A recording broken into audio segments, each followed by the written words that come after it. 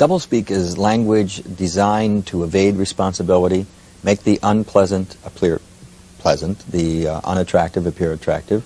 Basically, it's language that pretends to communicate but really doesn't. It is language designed to mislead while pretending not to. Doublespeak is not a slip of the tongue or a mistaken use of language. It's exactly the opposite.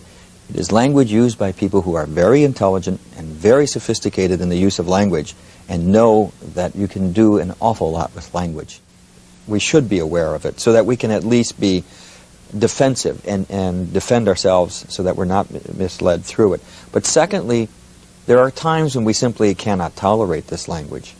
When we talk about important public issues of national policy, we should not use doublespeak as a nation. We should not use it ourselves. We should not allow the politicians who are speaking to us to use it. Language that way can be terribly corrupting in a society and can mislead all of us. And in a democracy that depends upon the active participation of its citizens, it can lead to cynicism and resentment and a withdrawal from the political process. Does that have anything to do with the reason why only 50% of the American people voted in 1988? I have a hypothesis that I would love to test, and I hope sometime to be able to do that. I would love to be able to track the pervasiveness of doublespeak as it grew, along with the decline in voting. Because the reaction I get to doublespeak from a lot of readers of the Quarterly Review as they write to me is, well, of course I know this language. I see it all over the place. I see it all the time. But, you know, what else can you expect from politicians? They all lie. They all use doublespeak. It is that cynicism which leads to there's nothing I can do about it, so people withdraw. Is it true that you can put sugar-free on a product and still have sugar in it? Is probably the one question I've been asked most often, because people simply can't believe that happens. How can it happen? Because sugar-free simply means they haven't added table sugar or cane sugar to it. They can add mannose, fructose, any of the syrup sweeteners, and still call it sugar-free. So, you know, when you eat something that's sugar-free, there's sugar in it. Oh, yes, and by the way, I found out in a radio interview when they had people in the audience calling in, a man called in and said, do you mean that there's sugar in there? I said, well, yes, there's sugars in that food. He said, well, I'm a diabetic, and my wife makes sure she buys only the sugar-free. I said, you can't eat those. You have to use only the dietetic, because that's governed by law. Sugar-free isn't. Here's a man who was threatening his health through this kind of false labeling. It was absolutely amazing. But the food, his novel, 1984, addressed the importance of language in society and the control and manipulation of language to control and direct society. I think the most important point in 1984 is that power grows not out of the barrel of a gun. Power grows not out of the thought police and rule by terror. It grows out of the power of language in that novel.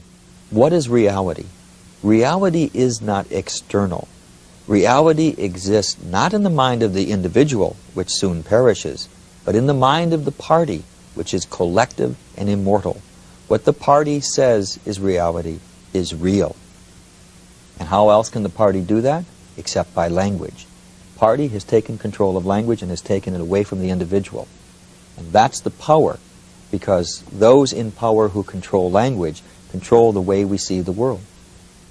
See, any politician in power starts using doublespeak. The Democrats did. Right? I love Jimmy Carter's comment on the failed raid to free the hostages in Iran. He called it an incomplete success. He did that without even thinking about it. He was just automatically using that kind of language. But we had doublespeak. So there's always a mixture of language, because anyone who reaches any position of power must either instinctively or knowingly know how to use doublespeak and know how to use it at a certain time and when to turn it on and off and to what degree. You can simply track that in anyone in the rise to power. I'm trying to think of the great Spencer Tracy movie. It's a classic film where he's running for president. He's the ordinary man who gets caught up in the presidential race, and he becomes a national hero. And one of the things they do in the movie is show that as he moves closer to getting the nomination, he starts using more and more of what we would call doublespeak. Until finally there comes a scene at the end of the movie when he gets so disgusted with what he has become that he quits the race. and will, even though he has by this point become a shoo-in for the nomination, if not the election. He just quits it. But the movie has traced the compromises that he makes through language in order to achieve it. And I think that the American public believes that in order to get that far, you have to sell off so much that there's not much left at the other end, and that is reflected in the language that you use. In fact, I cite a couple incidents in the book where I can document it was done. One is revenue enhancement. They had a meeting in the Office of Management and Budget. They said, we need a phrase to replace tax increase. They came up with revenue enhancement. When Lawrence Kudlow, the economist, was asked why they did that, he said, because there's no better way to sell economic policy than the euphemistic route. He was quite proud of the fact that they came up with that phrase. And Peacekeeper, as the name for the MX missile, again, Robert McFarland chaired the committee meeting in which he facetiously suggested that they couldn't name it Widowmaker, could they? So instead they came up with Peacemaker. But later, President Reagan misread his cue cards and said Peacekeeper. And since it was a televised speech, it became the Peacekeeper.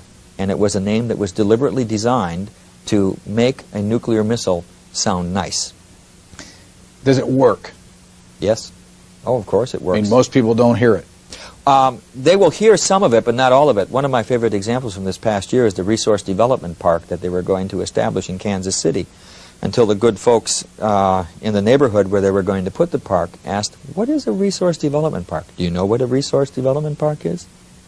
In Kansas City, it's a dump. They were going to put a dump in their neighborhood until somebody asked what it meant. They deliberately invented that phrase to try and slip a dump into the neighborhood without anyone noticing it until it was too late.